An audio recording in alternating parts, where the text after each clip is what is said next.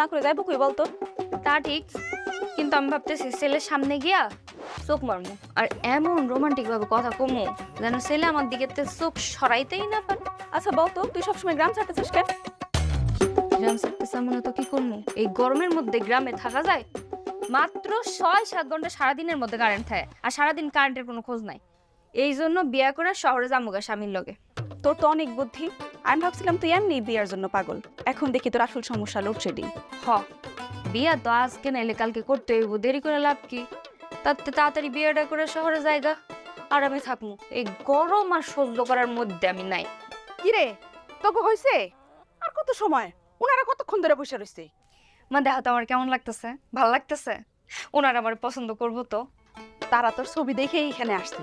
বিয়ার কথা সব ঠিকঠাক, এখন শুধু আংটি পরায় দিন তারিখ ঠিক করবো। মাশাল্লাহ মাশাল্লাহ, তাইলে মা পারলে আজকেই বিয়েটার ব্যবস্থা করে দাও। চলো চলো চলো।